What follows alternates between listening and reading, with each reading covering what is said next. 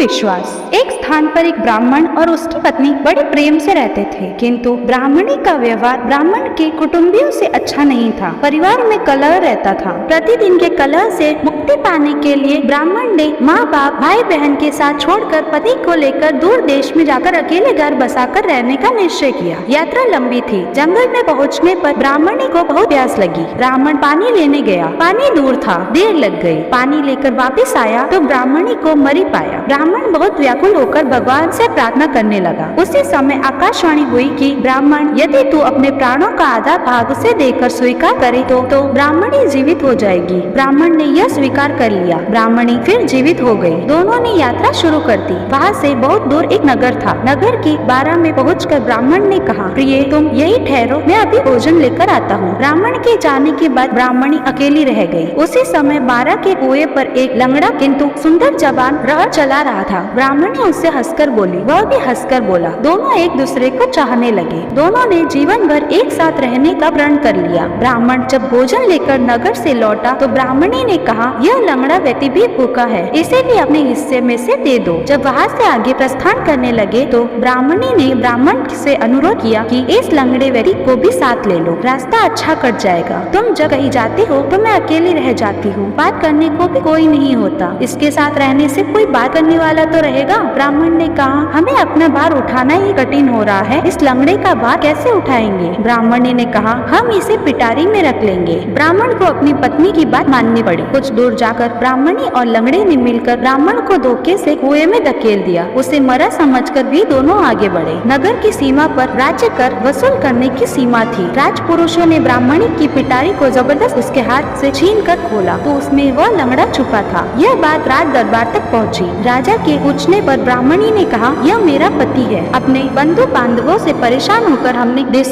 छोड़ दिया है। राजा ने उसे अपने देश में बसने की आज्ञा दे दी। कुछ दिन बाद किसी साधु के हाथों कुएं से निकलने वाले के उपरांत ब्राह्मण भी उसी राज्य में पहुंच गया। ब्राह्मणी ने जब उसे वहां देखा तो राजा से कहा कि यह मेरे पति का पुराना वैरी है, इसे यहाँ से निकाल दिया जाए वरना मरवा दिया जाए। राजा ने उसके वध की आज्ञा दे दी। ब्राह्मण ने आज्ञा सुनकर कहा, देव, इसी स्त्री ने मेरा कुछ लिया हुआ है, वह मुझे दिलवा दिया जाए। राजा ने ब्राह्मणी को कहा, देवी, तूने इसका जो कुछ भी लिया हुआ है सब दे दे। ब्राह्मणी बोली, मैंने कुछ भी नहीं लिया। ब्राह्मण ने याद दिलाया कि तूने मेरे प्राणों का आधा भाग लिया हुआ है, सभी देवता इसके साक्षी है। ब्राह्मणी ने देवताओं के भय से वह भाग वापिस करने का वचन दे दिया, किंतु वचन देने के साथ ही वह मर गई। ब्राह्मण ने सारा वृतांत राजा को सुना दिया। यदि आपको यह कहानी पसंद आई है तो प्लीज इस वीडियो को लाइक करें, कमेंट्स करें और शेयर करें, और ऐसी ही कहानियाँ रोज सुनने के लिए हमारे चैनल को सब्सक्राइब करना ना भूलें। Thank you for watching.